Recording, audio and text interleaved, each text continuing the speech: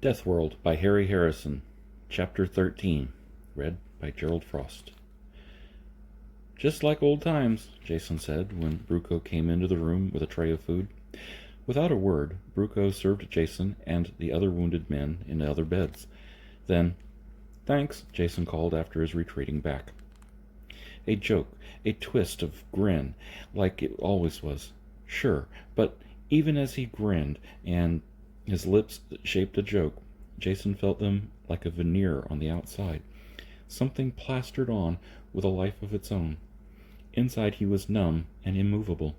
His body was stiff as his eyes still watched that arch of alien flesh descend and smother the one-armed Pyrrhian with a million burning fingers. He could feel himself under that arch. After all, hadn't the wounded man taken his place? He finished the meal without realizing that he ate. Ever since that morning, when he recovered his consciousness, it had been like this. He knew that he should have died out there in that battle-torn street. His life should have been snuffed out for making the mistake of thinking that he could actually help the battling Pyrrhians, instead of being underfoot in the way. If it hadn't been for Jason, the man with the wounded arm would have been brought here to safety of the reorientation buildings. He would have been laying in a bed. He was now laying in a bed that belonged to that man.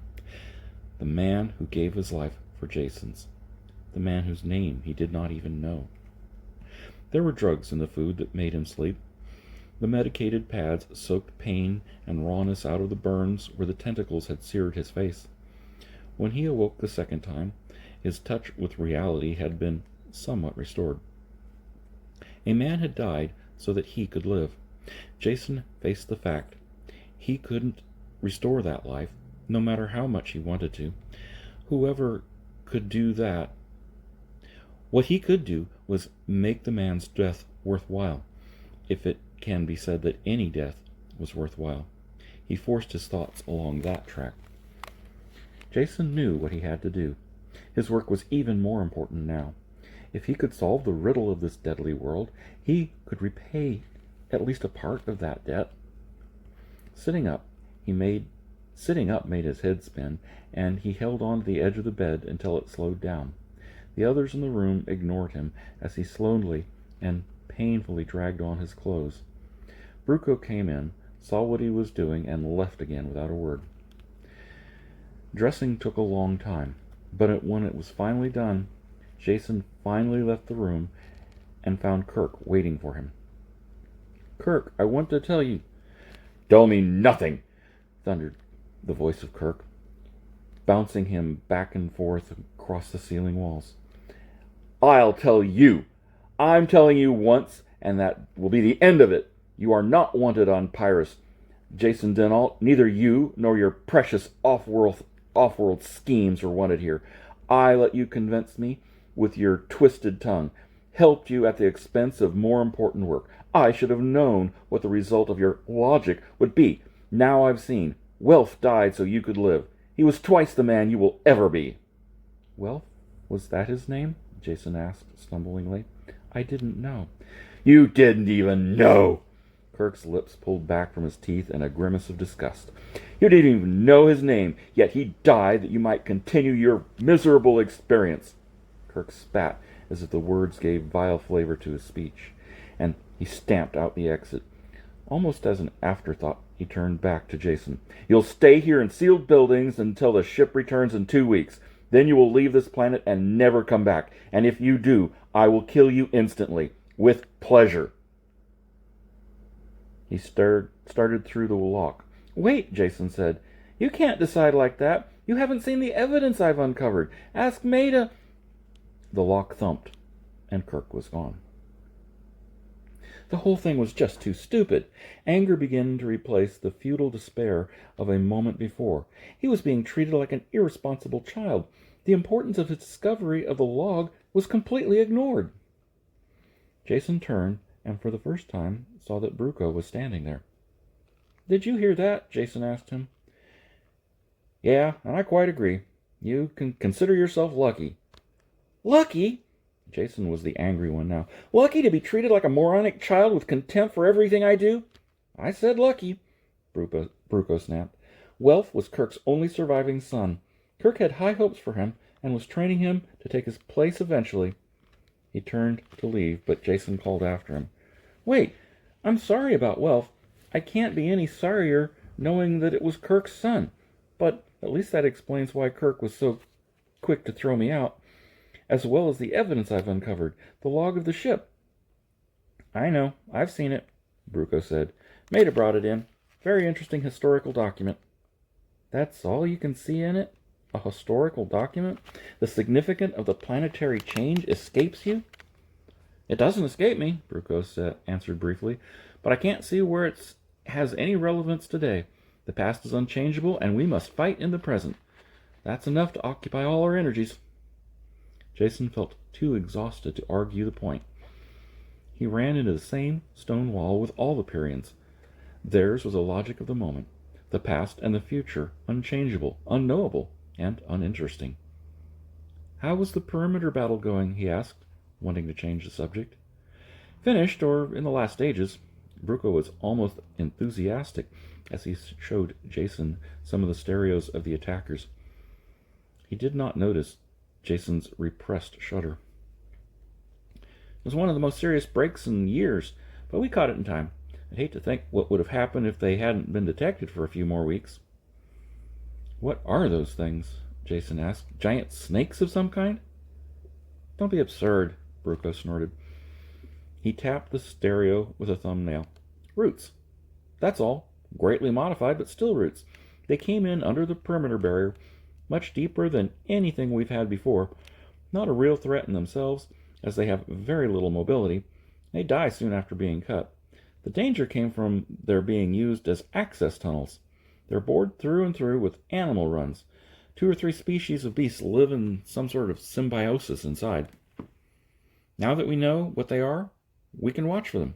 The danger was they could have completely undermined the perimeter and come in from all sides at once. Not much we could have done then. The edge of destruction, living on the lip of a volcano, the Pyrians took satisfaction from any day that passed without total annihilation. There seemed no way to change their mind on that attitude. Jason let the conversation die there. He picked up the log of the Paulus victory and from Bruco's quarters and carried it back to his room. The wounded Pyrians there ignored him as he dropped onto the bed and opened the book to the first page. For 2 days he did not leave his quarters. The wounded men were soon gone, and he had the room to himself. Page by page he went through the log until he knew every detail of the settlement on Piraeus. His notes and cross-references piled up. He made an accurate map of the original settlement, superimposed it over a modern one. They didn't match. Not at all. It was a dead end. With one map held over the other, what he had highly suspected was painfully clear. The descriptions of the terrain and physical features in the log were accurate enough. The city had obviously been moved since the first landing. Whatever records had been kept would be in the library, and he had exhausted that source. Anything else would have been left behind and long since destroyed. Rain lashed against the thick window above his head, lit by a flare of lightning. The unseen volcanoes were active again, vibrating the floor with their rumblings deep in the earth. The shadow of defeat passed heavily on Jason, round his shoulders, darkening even more than the overcast day. Chapter 14. Jason spent one depressed day, laying on his bunk, counting the rivets and forcing himself to accept defeat. Kirk's order that he was not to leave the sealed building tied his hands completely. He felt himself close to the answer, but he was never going to get at it. One day of defeat was all he could take. Kirk's attitude was completely emotional, untempered by the slightest touch of logic. The fact kept driving home until Jason could no longer ignore it. Emotional reasoning was something he had learned to mistrust early in life. He couldn't agree with Kirk in the slightest, which meant he had to utilize the 10 remaining days to solve the problem. If it meant disobeying Kirk, it would still have to be done. He grabbed up his note plate with a new enthusiasm. His first source of information had been used up, but there must be others. Chewing the scriber and needling his brain, he slowly built up a list of other possibilities. Any idea, no matter how wild, was put down. When the plate was filled, he wiped the long shots and impossibilities, such as consulting off-world historical records. This was a Parian problem, and it had to be settled on this planet, or not at all. The list worked down to 2 probabilities: either old records, notebooks, or diaries that individual Parians might have in their possession, or verbal histories that had been passed down the generations by word of mouth. The first choice seemed to be the most probable, and he acted on it at once. After a careful check of his med kit and gun, he went to see Bruco. "What's new and deadly in the world since I left?" he asked. Bruco glared at him. "You can't go out. Kirk has forbidden it." "Did he put you in charge of guarding me? To see if I obeyed?" Jason's voice was quite quiet and cold. Bruco rubbed his jaw and frowned in thought. Finally he shrugged. "Nope. I'm not guarding you, nor do I want the job. As far as I know, this is between you and Kirk, and it can stay that way. Leave whenever you want, and get yourself killed quietly someplace so there will be an end to the trouble you've caused once and for all." "I love you too," Jason said. "Now, brief me on the wildlife." The only new mutation that routine precautions wouldn't take care of was a slate-colored lizard that spat a fast-acting nerve poison with deadly accuracy. Death took place in seconds if the saliva touched any bare skin. The lizards had to be looked out for and shot before they came within range. An hour of lizard blasting in a training chamber made him quite proficient in the procedure. Jason left the sealed buildings quietly and saw no one. He followed the map to the nearest barracks, shuffling tiredly through the dusty streets. It was a hot, quiet afternoon, broken only by rumblings in the distance and the occasional crack of his gun. It was cool inside the thick-walled barracks, and he collapsed onto a bench until the sweat dried and his heart stopped pounding. Then he went to the nearest rec room and started his search.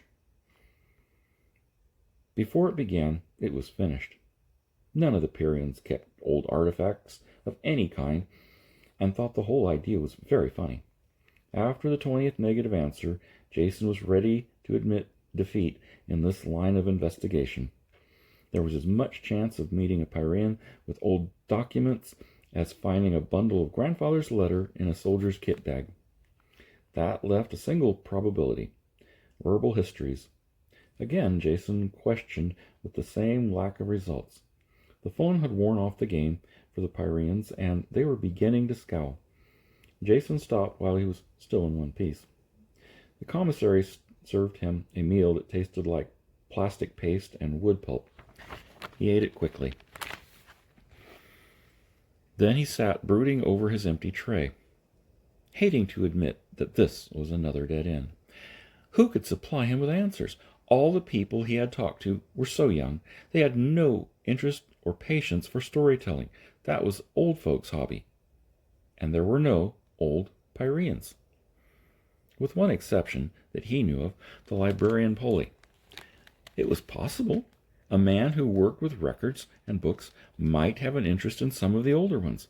He might even remember reading volumes now destroyed. A very slim possibility, but one that had to be pursued. Walking to the library almost killed Jason. The torrential rains made the footing bad, and in the dim light it was hard to see what was coming. A snapper came in close enough to take a chunk of flesh before he could blast it. The antitoxins made him dizzy, and he lost some blood before he could get the wound dressed. He reached the library, exhausted and angry. Polly was working on the guts of one of the catalog machines. He didn't stop until Jason had tapped him on the shoulder. Switching on his hearing aid, the Pyrean stood quietly, crippled and bent, waiting for Jason to talk. "Have you any old papers or letters that you have kept for your personal use?" A head shake. "No." "What about stories? About the great things that have happened in the past that someone might have told you when you were young?" Results negative. Every question answered by a shake of Polly's head, and very soon the old man grew irritated and pointed to the work that he had to finish.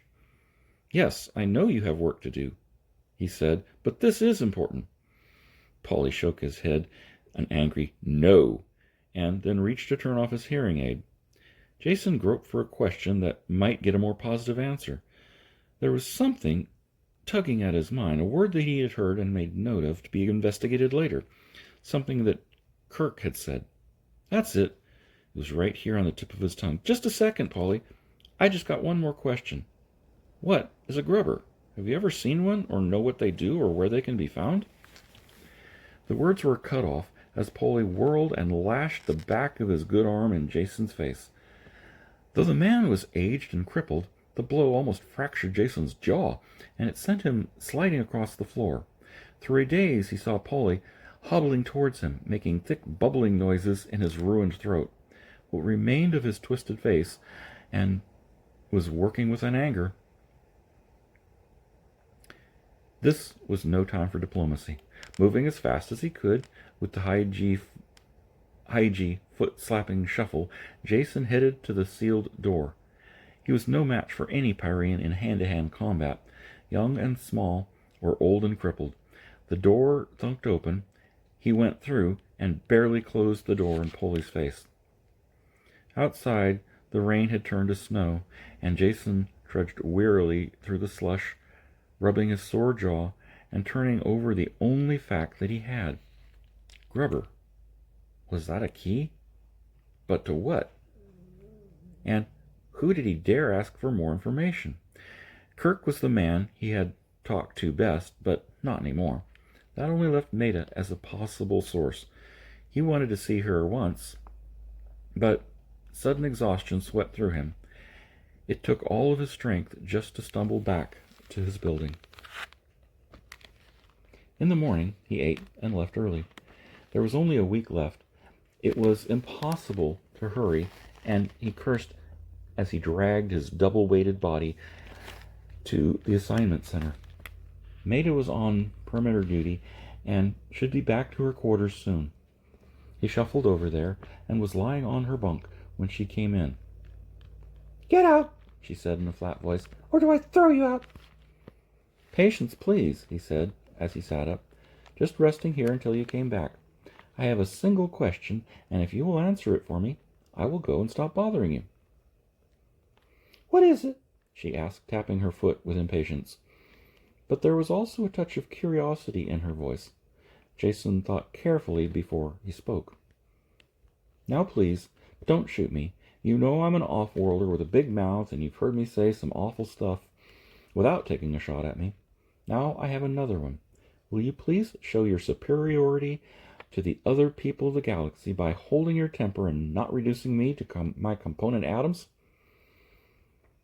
Her only answer was a tap on the foot, so he took a deep breath, and plunged on. "What is a grubber?" For a long moment she was quiet, unmoving. Then she curled her lips back in disgust. "You find the most repulsive topics." "That may be so," he said, "but it still doesn't answer my question." "Well, it's the sort of thing people just don't talk about." "I do." "Well, I don't. It's the most disgusting thing in the world, and that's all I'm going to say. Dr. Crannon, but not me." She had him by the arm while she talked, and he was half dragged to the hall.